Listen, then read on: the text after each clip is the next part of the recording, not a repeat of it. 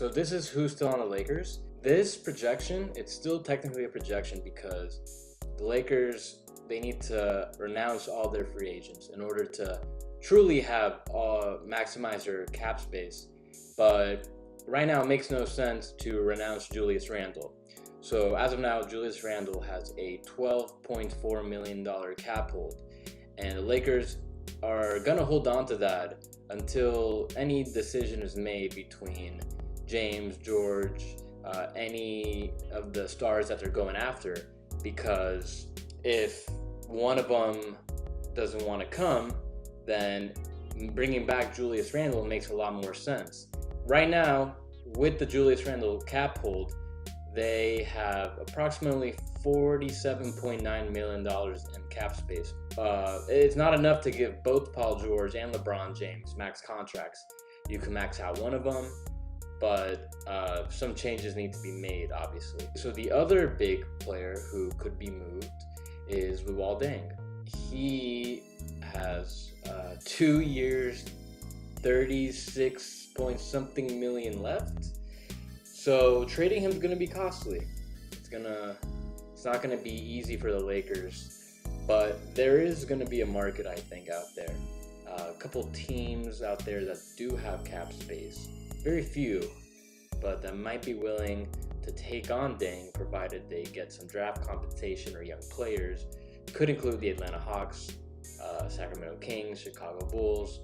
There might be a couple others, Dallas Mavericks, once they strike out again on free agency, another possible candidate.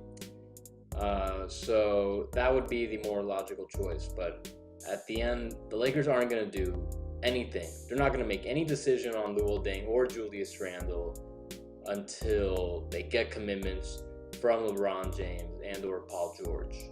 So let's say the Lakers, they can't trade Deng, but also don't really want to make a decision on Randle just yet. So they could stretch Deng.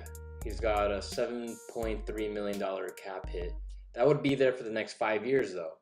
I wouldn't recommend stretching. Yeah, he adds another $10.6 million in cap space, so they would be at approximately $60.2 million. But one, you can't get rid of this cap hold. Once that's there, you can't trade it. There's nothing you could do. That's gonna rot for the next 5 years. And two, they're still not at the amount of cap space they need to give James and George their max contracts. So just so you understand, the salary cap's $101 million. LeBron James's max contract is 35% of the cap, which is $35.3 million, and Paul George 30% of the cap, $30.3 million. So maybe they could convince him to take a pay cut here if this is the best they can do, and they still want to bring back Randle and not really give up any more assets, including future picks, just to get rid of Deng, then this would be a pretty good option. But then I don't expect either player to take a take a pay cut.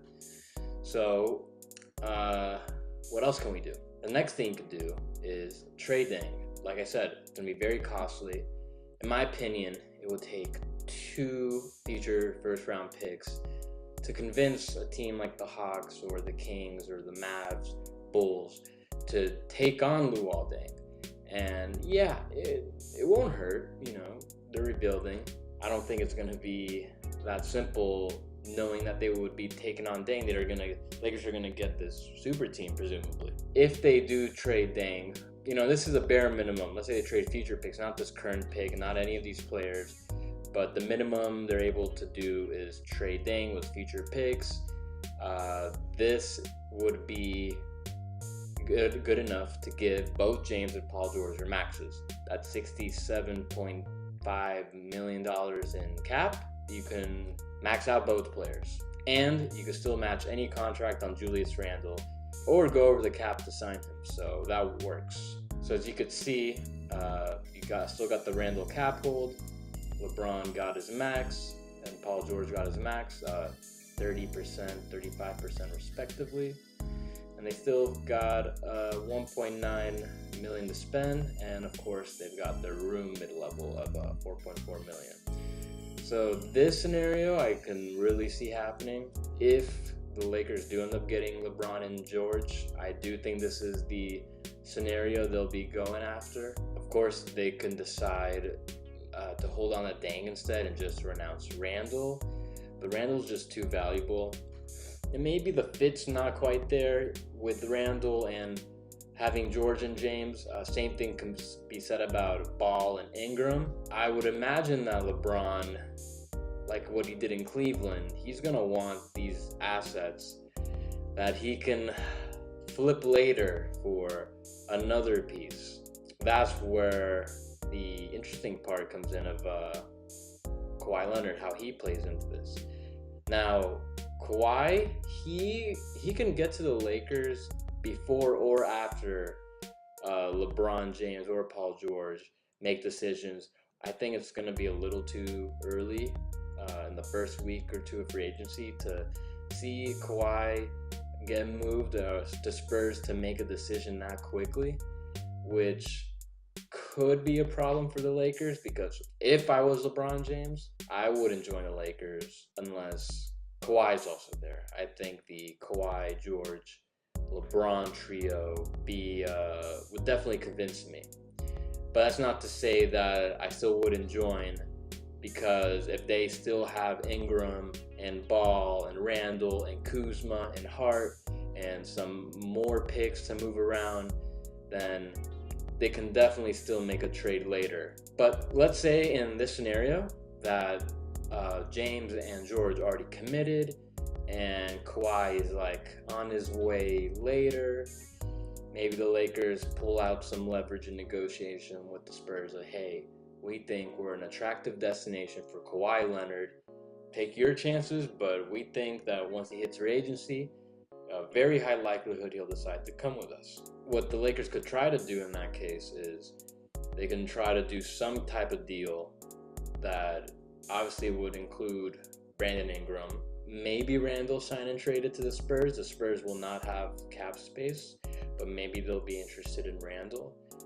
Either way, Randle would have to go.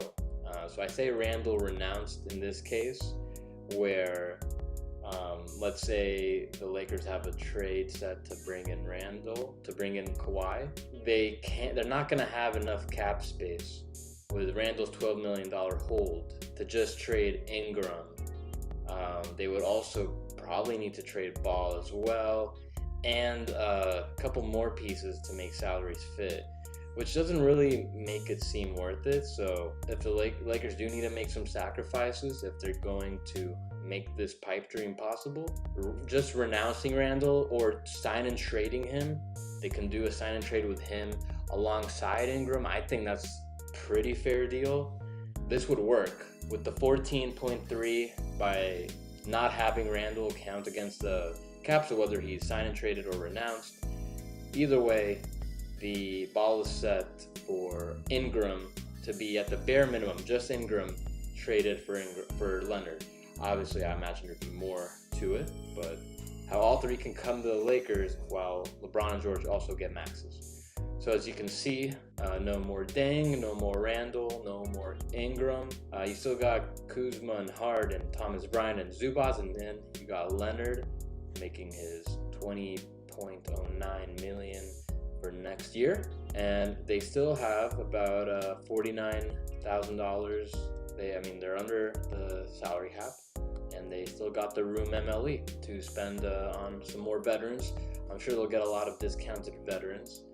And this would be a amazing pipe dream for the Lakers to get all three of these guys, pay them, and still hold on to Hart, Ball, and Kuzma, and maybe even their pick. I imagine their pick would also probably go in a Leonard deal. Let's say that they strike out on LeBron, and also that Kawhi is not on the table right now. I do feel pretty confident that Paul George will be on the Lakers, so if that's the case, then what I would do is give George his max, hold on to Luol Deng, don't give up anything right now if you're not getting another star.